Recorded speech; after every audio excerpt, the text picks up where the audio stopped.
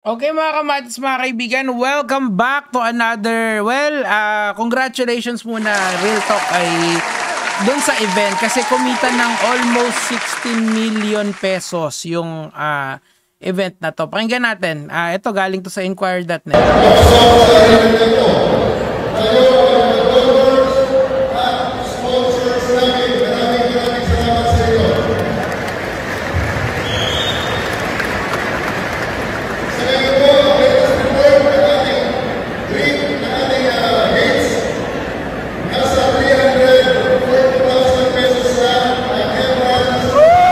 300,000 sa entrance.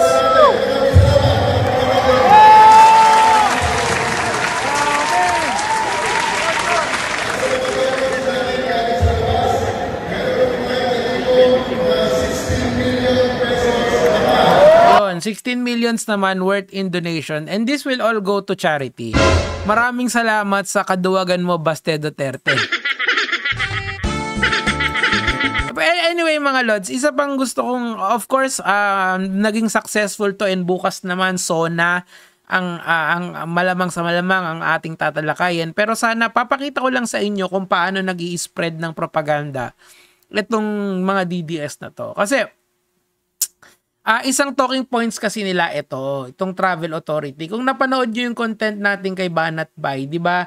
Yan yung sinabi niya na alam daw ni Kuno, nitong si Torre na paalis daw ng bansa etong si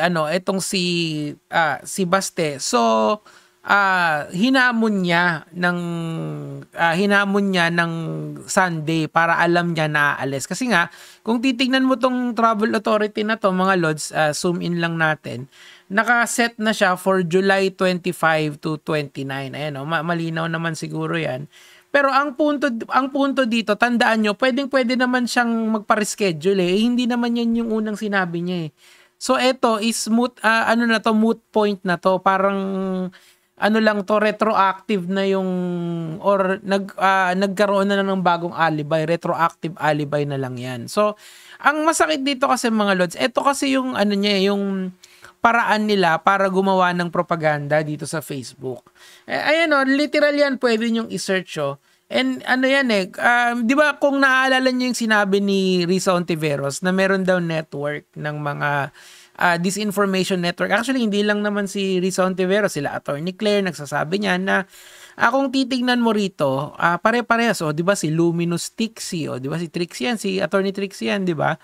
Ngayon, hindi kasi yan yung point, di ba? Sineshare nila yung galing dito sa Sebastian Duterte na page na to.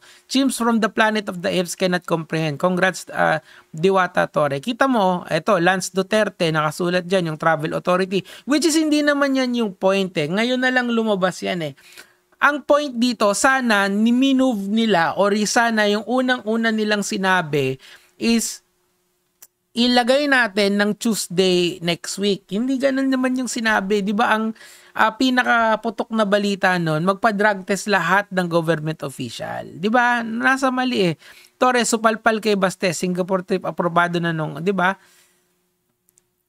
This is from Abante. That's not, hindi naman yan kasupalpal-supalpal Ito, sabi ng, di ba? Yan na yung kumakalat na balita. Ito.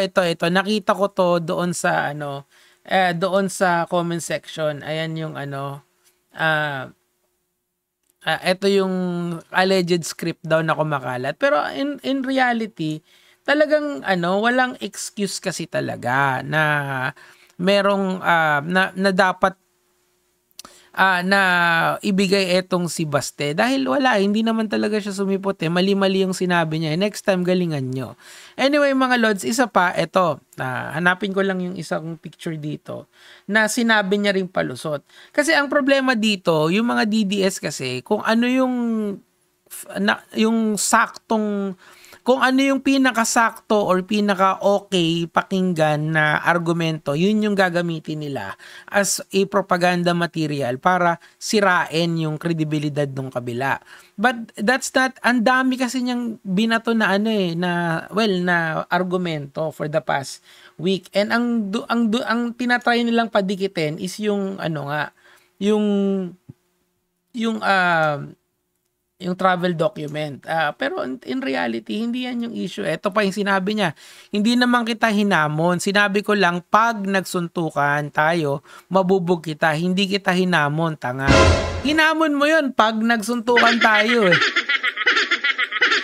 At saka, di ba, ang sinabi niya, gusto niya rin mambugbog ng unggoy. Etong mga, di ba, sinabi niya rin yon. Etong page na to, ewan ko kung tinitindigan nila itong page na to. Kasi, the fact na shinare to ni Attorney Trixie De La Cruz, nakakagulat talaga. Nagigimbal ako sa mga galawan. Kasi, ayun may travel authority issued ng DILG, andun mismo si John Vic. That's not the point there eh. They could have raised this as early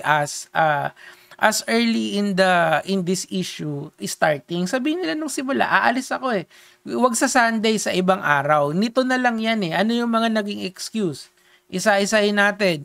Unang excuse, yung magpa-drug test ang lahat, hindi gumana. Yung number 2, ito yung number 2 na hindi kita hinamon ng suntukan.